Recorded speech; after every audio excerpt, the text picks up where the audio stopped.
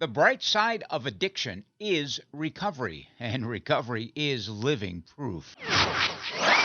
If you are in recovery or know or love someone who is, or simply you want to find out more about the recovery process, or maybe you're a bit concerned about someone you know or love who is harmfully using alcohol or any other drug, this is the podcast for you as we carry the message of hope and the promise of recovery.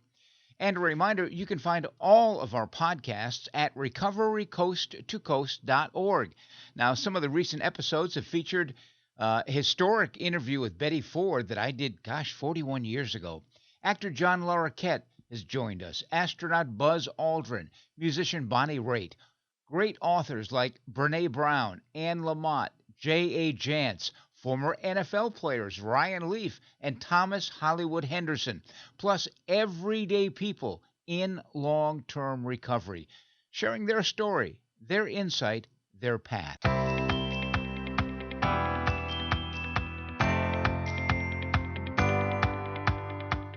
Welcome to Recovery Coast to Coast, the national podcast. In this edition, we're going to share two conversations that I recently had in Washington, D.C. at the 44th Annual Conference for NAATP, the National Association of Addiction Treatment Providers. The first is John Curtis, who found recovery in Minnesota at Hazelden way back in 1976. And then in 1995, he took his love of recovery and started an amazing retreat for people in recovery. It has caught on like wildfire. There are now retreats across the globe in New Zealand, Australia, Hong Kong, and throughout the United States as well. He's a man who lives his everyday serenity with compassion and grace. Here's a quick clip from today's podcast and my conversation with John Curtis. I knew one thing for sure, that I had nothing over my shoulder to look back to. I was lost. I was in a place of receptivity. And it's like, show me the way. I have no idea what my life's going to look like. Guide me to a new path of living. And, there were people in the recovery community who believed in me when I couldn't believe in myself. Today, I've been sober for a little over 47 years. The greatest blessing of my life. I think every good thing I have in my life is a result of my receiving proper treatment, being willing to say yes, how high, how far. The blessings of 12-step recovery, active involvement in 12-step recovery, it's my life. And later in the podcast, we're going to visit with Tom Coderre. He celebrates 20 years of continuous recovery. Tom will share some key information on a new free service that directs people in need of help from alcohol, drugs, or mental illness, as well as their families. It shows how and where to get support for those who can't afford treatment. And it's all on one site. What do you say to someone when you find out that there's a problem in the family? Well, all this information is there, and it guides you through it. Tom has been on Recovery Coast to Coast many times over the last 18 years, and it'll be great to catch up with him. Our visit with these two leaders and legends representing nearly 70 years in recovery, coming right up. I'm Neil Scott, host of Recovery Coast to Coast, and I want to begin, as I do in every podcast, by expressing my personal, sincere thanks to you and my deep gratitude for listening to our podcast. I realize there's a lot of podcasts out there, a lot of them on recovery. I appreciate you listening to ours. Our website, by the way, is recoverycoasttocoast.org. And following 15 years of nightly broadcasting on iHeartRadio in Seattle, our podcast features interviews with everyday people in recovery, as well as clinicians and authors, and recovering celebrities, newsmakers, who offer the promise of hope and the reality of recovery, plus well-vetted resources for individuals, families, and friends. You're going to hear about a new one in this podcast. We invite you to enjoy the podcast and to share it with your friends as well, because recovery is an American way of life. And a reminder, our email address, in case you'd like to get in touch with us, and I'd love to hear from our listeners, is recoverycoasttocoast@comcast.net. Recovery Coast to Coast is sponsored by Sundown M Ranch, one of America's oldest, least expensive, and most successful treatment programs. Now, when it comes to quality treatment at the lowest cost, Sundown M Ranch sets the gold standard. Now, they are one of the oldest and most well respected treatment programs in all of America. They recently celebrated their 55th anniversary, treating hundreds of thousands of individuals and family members all along the way. And quite frankly, a treatment center that has been treating patients for over 5 decades has had obvious success, which is self evident. If they were not successful, they would no longer be around. And with 55 years of quality treatment, success is measured by many aspects of the recovery experience. Every patient is given the tools that are individually designed to enhance long term recovery. And oftentimes alcohol and other drugs are not the only problem. In fact, many individuals have co occurring disorders, mental health issues. Well, Sundown M Ranch is professionally able to treat matters involving dual diagnosis. And by the way, they also have an amazing adolescent program that is gender separate and very, very comprehensive. Sundown, which is a not for profit organization, is located on 30 acres at the mouth of the beautiful Yakima River Canyon in central Washington.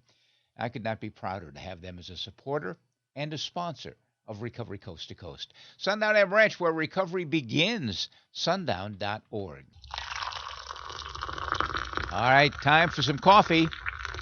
I invite you to join me for a cup of coffee or perhaps some tea or soft drinks, whatever you're drinking, non-alcoholically, of course, while I share my conversations with two recovery leaders and legends.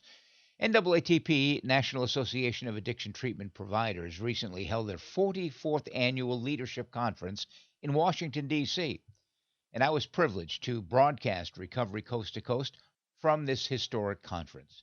Now here's my conversation with one of two guests in this podcast, my conversation with John Curtis, a guy in long-term recovery and a guy who has a dream that has been realized. The dream is called The Retreat. He'll explain it. Here now is my chat with John Curtis. Welcome back once again, Recovery Coast to Coast, America's voice for recovery. Great to have you with us. We are on the road. We're taking you to Washington, D.C., the 44th annual conference, the leadership conference of NAATP, the National Association of Addiction Treatment Providers. It's always great to run into old friends here and to meet some new friends as well. A guy that I just met is John Curtis, who has a remarkable history in this field and is doing some incredible things not only here in the U.S., but in some other countries as well. He is the president of The Retreat, which is in Minnesota. That's the mothership. And, of course, there's a lot of motherships of recovery in Minnesota because Minnesota is the land of 10,000 treatment centers. TheRetreat.org. John Curtis is president. Nice to see you, John. It's nice to see you, too. Thank you. You said that you first found your way into recovery back in 1976. January 2nd, 1976. What the heck happened? That was not only the end, but the beginning. I was, a 23-year-old lost kid in Cincinnati, Ohio. I dropped out of school. I was alone. I was afraid. I had no idea what was happening in my life. And I was a lost, lonely, scared alcoholic and addict. Finally, my family sent me up to Minnesota, to Hazelden, January 2nd, 1976. Dan Anderson was there at the time. Dan Anderson. I knew Dan well. Dan Anderson, Harry Swift, Gordy Grimm. It was, I knew one thing for sure, that I had nothing over my shoulder to look back to. I was lost. I was in a place of receptivity. And it's like, show me the way. I have no idea what my life's going to look like, but guide me to a new path of living. And, there were people at Hazelden and people in the recovery community who believed in me when I couldn't believe in myself. Mm-hmm. And today I've been sober for a little over 47 years. And newcomer. Yeah, a newcomer. And it's, the greatest blessing of my life. I think every good thing I have in my life is a result of my receiving proper treatment, being willing to say yes, how high, how far, And how often? and how often. You know, the blessings of 12-step recovery, active involvement in 12-step recovery. It's my life. It's amazing. Tell me about that first year. How difficult was that for you, John, making that transition into a life of recovery? Well, it's interesting. The first year was just a whirlwind. When I came up to Minnesota, you know, I wanted to live by the mountains or by the ocean. And so these two old-timers in AA in Cincinnati said, tell them there are mountains in Minnesota. So I went up there thinking there were mountains up there. It's 30 below zero. It's dead flat. There's no mountains anywhere. But I got injected with this community that in the decade of the 70s, more people got sober in that decade than the previous 50 years. So there was like this revolution of young people who just poured into the recovery community. So I was surrounded with all these people that looked and sounded like me. They had my story. Yeah. And so that first year was actually quite exciting. You know, it was a little scary, but it was an exciting experience. Well, tell me about some of the highlights of your recovery of 4 decades. Well, you know, I think the thing that impresses me the most are the quality of the friends I have in my life now. You know, my wife is in recovery for 43 years. Oh my! You know, everyone I know is in recovery, and I know lots of people that aren't as well. But so I think that, you know, the gift of kind of God working through others has been just an amazing transformational thing in my life. And, you know, from there I went on to, I worked with runaway kids at the Bridge for Runaway Youth in Minneapolis. And then somebody mentioned, why don't you, you know, get into counselor training at Hazelden? So I went through the counselor training program.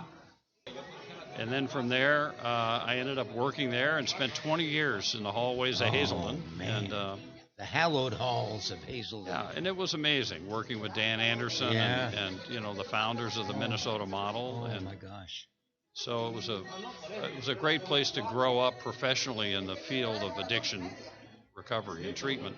How did you go from Hazelden to starting the retreat? Well, in 1991, a group of longtime recovered men and women, some medical directors from treatment programs around the country, the Johnson Institute brought a group of people together and said, you know, the cost of treatment is skyrocketing, access to treatment was diminishing, and outcomes were starting to diminish.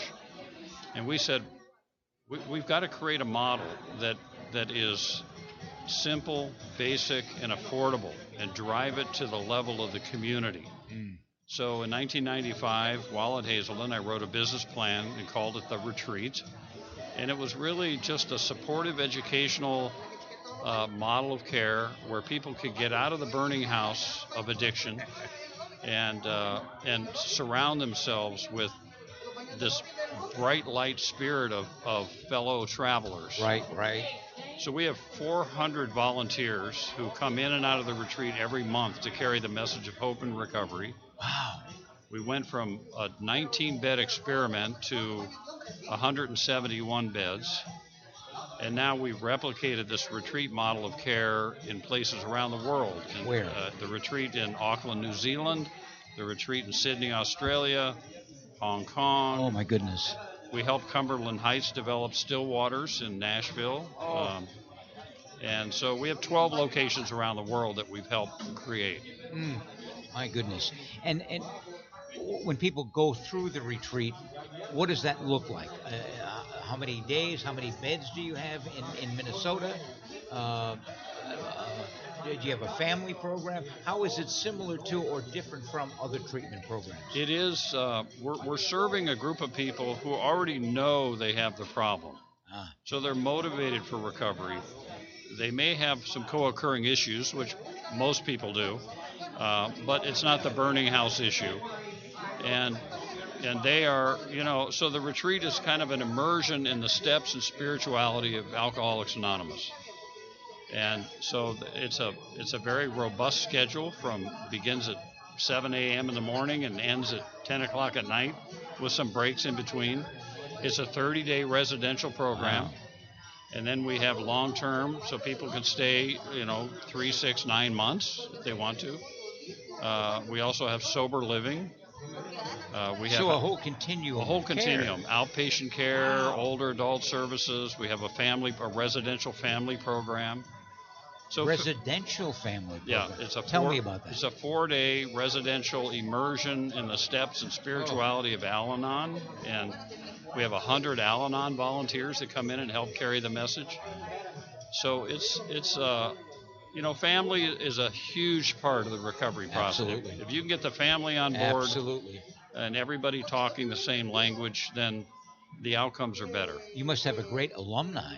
We have an amazing alumni. We've served 30,000 people from around the world just in the retreat in Minnesota.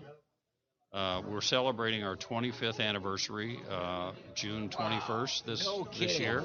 Congratulations. Thank you. So it's been an exciting adventure watching it come together. Paving the road to recovery. Exactly. John, I appreciate your time. I'm so glad you stopped by, and I wish you continued success one day at a time. Thank you so much. And one retreat at a time. One retreat at a time. We appreciate it. Our second guest in this edition of Recovery Coast to Coast is an old friend of mine, Tom Coderre. He is the Regional Director, Region 1 for SAMSHA, which is the Substance Abuse and Mental Health Services Administration. He's got a distinguished career politically. I know him as a recovering person, a guy in long-term recovery, 20 years in recovery. He was the former senior advisor to the governor of Rhode Island, a pretty amazing guy. Tom will share some insight and information on a brand new program that, frankly, is going to help a lot of people. Here now is my conversation with Tom Coderre. Recovery Coast to Coast continues, and our guest in this segment is Tom Coderre. Tom is the Regional Director of SAMSHA, which is the Substance Abuse and Mental Health Services Administration, part of HHS. He's in Region 1, which is basically all of New England, which is his home turf. Tom was a senior advisor to the governor of Rhode Island. He serves as chief of staff at SAMSHA, and he's the former national field director of Faces and Voices of Recovery. That's where I first met Tom, probably 15, 16 years ago. Yes, he is a longtime friend and colleague. We share much in common, including our Rhode Island roots. I grew up in Providence. I began my radio career at WPRO Radio, and Tom grew up in Pawtucket, just down the street. That's where he started his political career. And, I always say there's no such thing as coincidence. Today is another example of that. In setting up the interview today, I had to go through some hoops at SAMSHA, of course, but Danny Bennett was very helpful. We finally decided on a time and a date, and today's date, as we record this, May 15th, 2023. And I believe it was on May 15th, 2003, 20 years ago today, that Tom's life changed for the good. Make that the great. Tom, happy 20th, my friend. Thanks so much, Neil. It's great to be back with you again on Recovery Coast to Coast. It's been a while. It certainly has. I feel very blessed to be joining you on my 20th anniversary. A few weeks ago, early May, I got a news release from SAMSHA about a new website called findsupport.gov. And as part of Recovery Coast to Coast, we always try to give out, good vetted resources for people who are searching for help. And when I went to findsupport.gov, I was very impressed. It's very extensive. It's very easy to navigate. Give me some history on that, if you would, Tom. Sure. Well, most people are familiar with treatment locators that have been run by the government for a long, long time. And they tend to be great resources, but they're a collection of kind of the entire waterfront of available resources that somebody might need to use. And the Biden-Harris administration, in its effort to want to increase access to mental health and substance use resources, asked the Department of Health and Human Services, and SAMHSA in particular, to create a new user-friendly website that can be designed for the general public to help people identify available resources, explore information about various treatment options. That's kind of what makes this different than a treatment locator, because it asks questions to individuals who come to it, and then provides guidance to them based on their answers. And it's also helps people learn how to reach out and get the support they need for any issues related to mental health, drugs, or alcohol. And you may know that May is Mental Health Month, Mental Health Awareness Month, and so we had this finished for the beginning of May, and so we said let's launch it during Mental Health Awareness Month. And what I like about it is when they were putting this thing together, they did a lot of usability testing, and they used people from, all across the country, urban areas, rural areas, various races, ethnicities, genders, and a variety of education levels from like 18 to 85. So it's very easy to use, and it's very inclusive.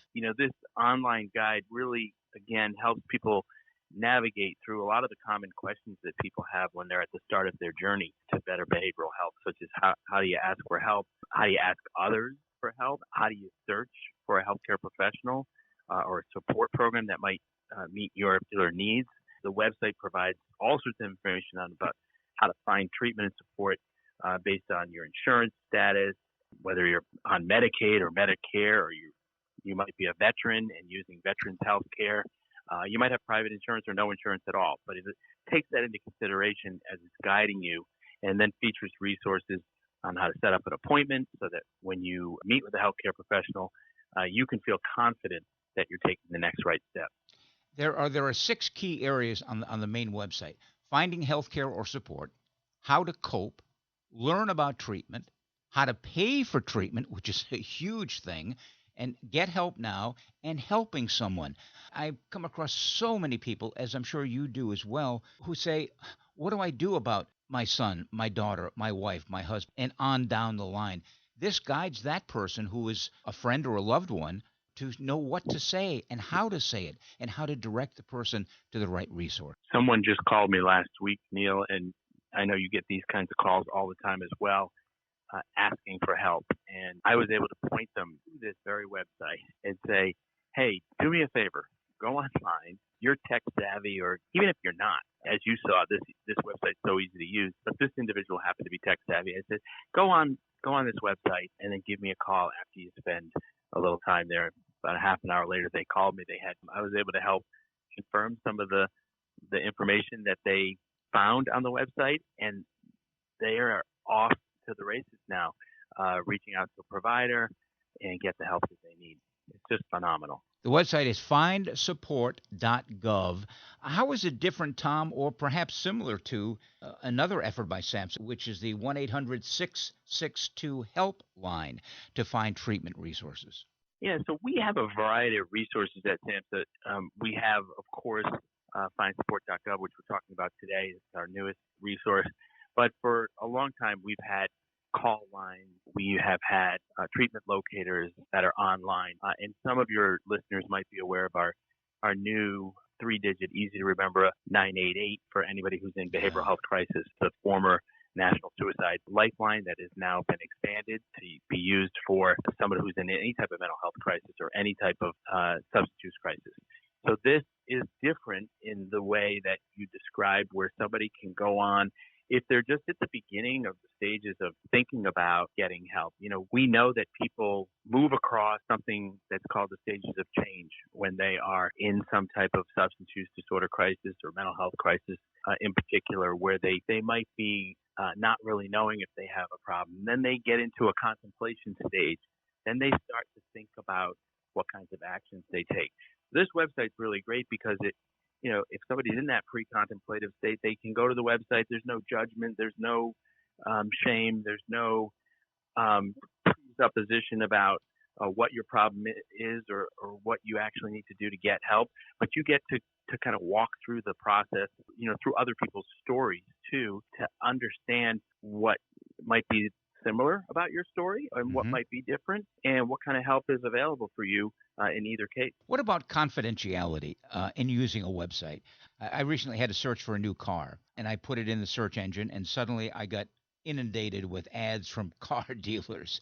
What about the confidentiality when people go to this website? We are super concerned about that as well. We want folks to feel really confident that their information is protected, right?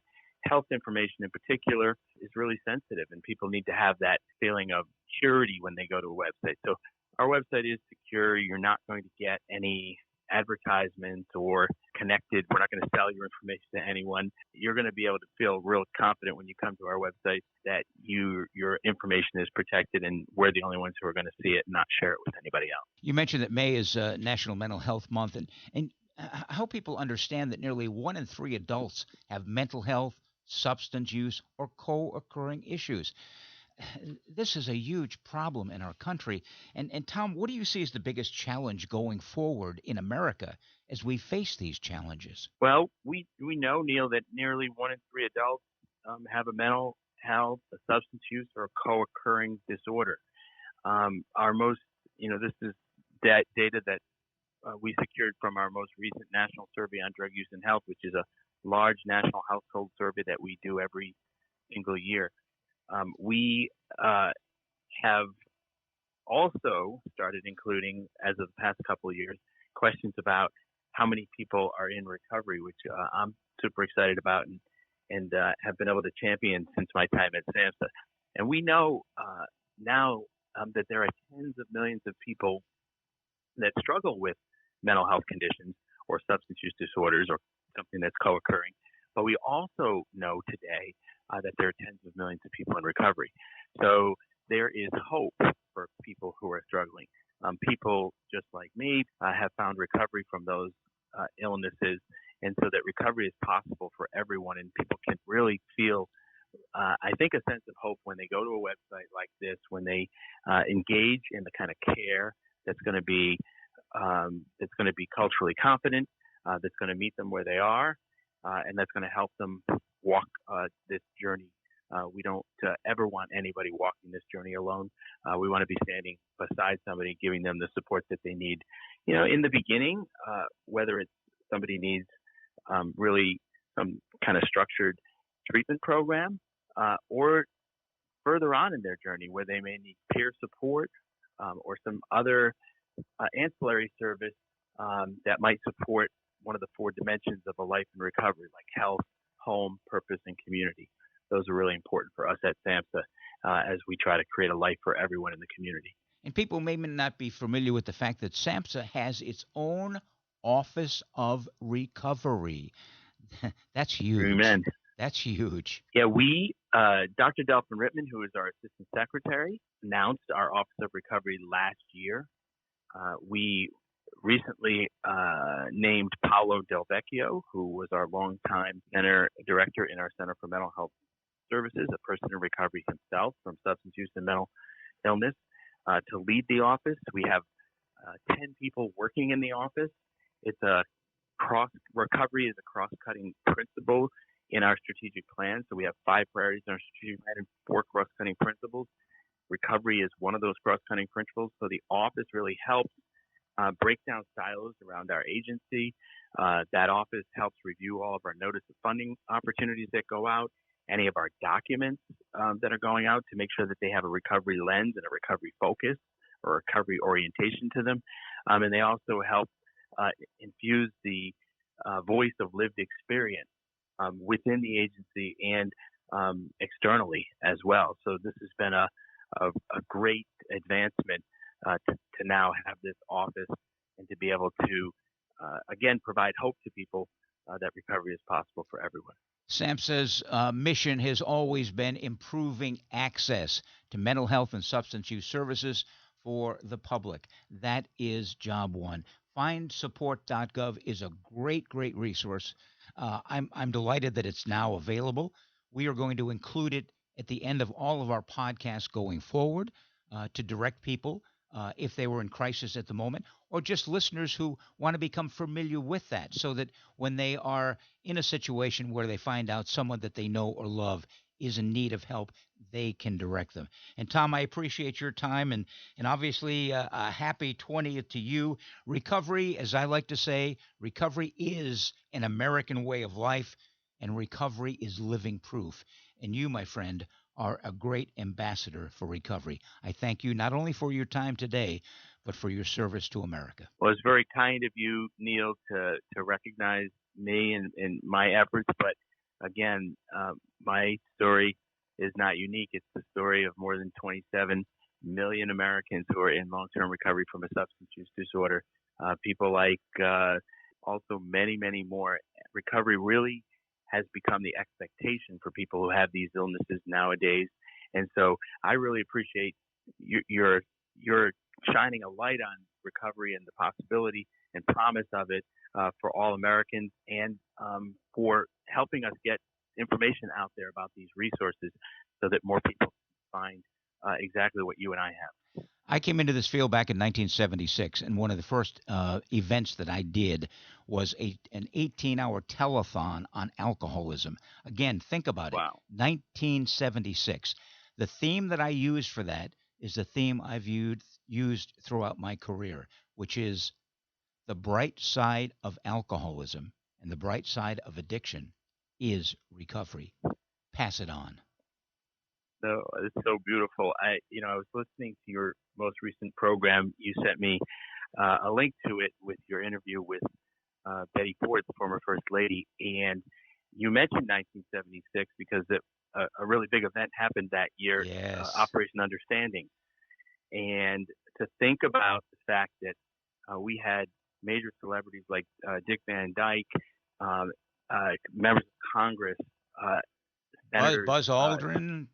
Buzz Aldrin, an astronaut, actually, go out in public in Washington, D.C., in our nation's capital, and talk about their own experiences of recovery so long ago, and to be here today continuing to do that, and to think about everything that's happened in between, Neil. And I know you've witnessed, you've had a front row seat to that historical activity that's occurred over the years.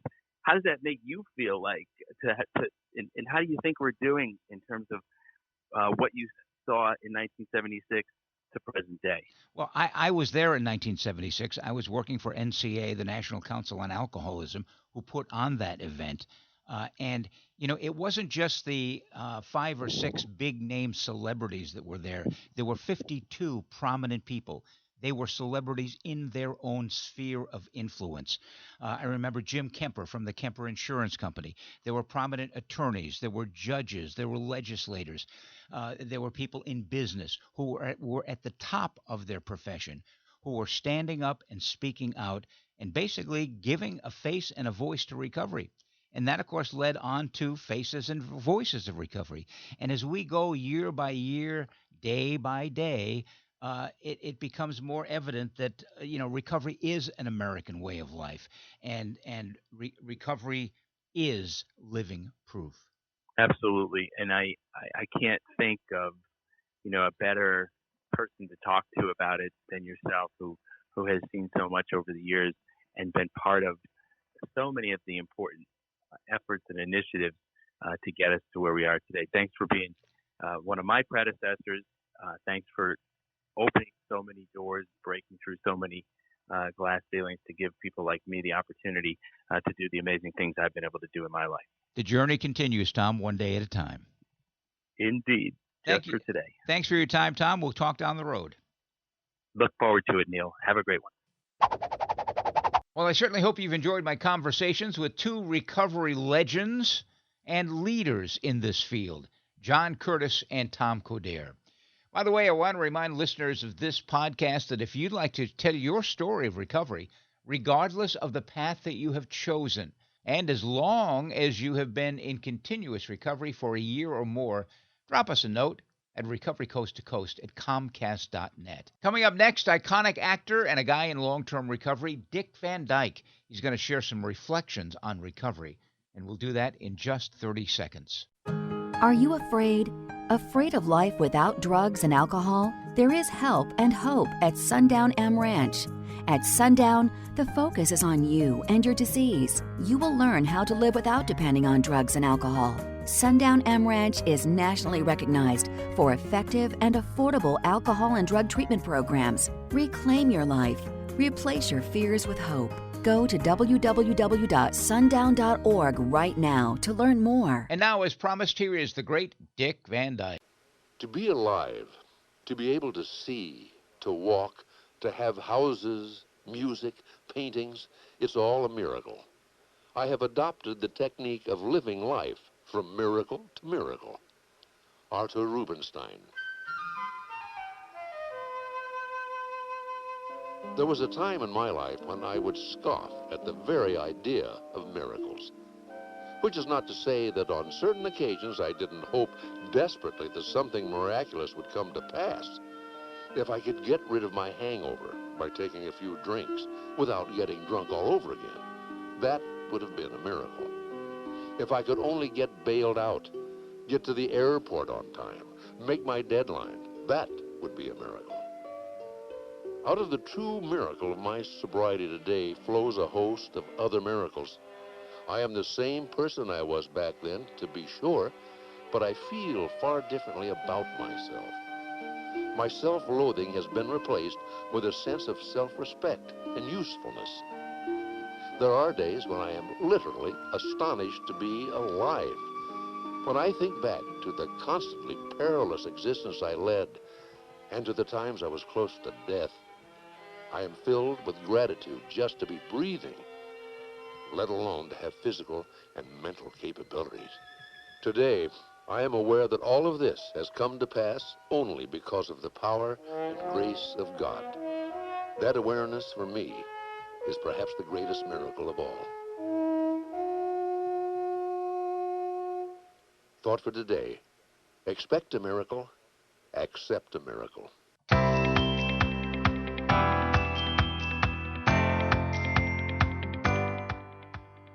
Well, that wraps up this edition of Recovery Coast to Coast, the national podcast. And if you've enjoyed our podcast, we ask you to please share it with others via social media or simply by telling someone about it. You can find all of our podcasts at recoverycoasttocoast.org. And if you'd like to get in touch with us, our email is recoverycoasttocoast@comcast.net. Also, please hit the subscribe or follow button. It's free, and you'll be notified the next time we publish a podcast. And remember, if you know someone who's experiencing problems with alcohol or any other drug, here's a 24-hour national helpline. It offers free information and confidential treatment referrals. Spanish-speaking individuals are available as well. The number is 1-800-622-HELP. And we encourage you to check out findsupport.gov. That's the program that Tom Coderre was telling us all about. It's a brand new website designed for individuals, families, and friends, including how to pay for treatment, including low-cost and free treatment options. You'll find all of it available at findsupport.gov. And join us next time for America's Voice for Recovery, Recovery Coast to Coast, the national podcast. And another shout out to our sponsoring organization, Sundown M Ranch, where recovery begins. Sundown.org. I'm Neil Scott, reminding you to stay healthy, live in gratitude, and be kind to others. Remember, the bright side of addiction is recovery. Pass it on.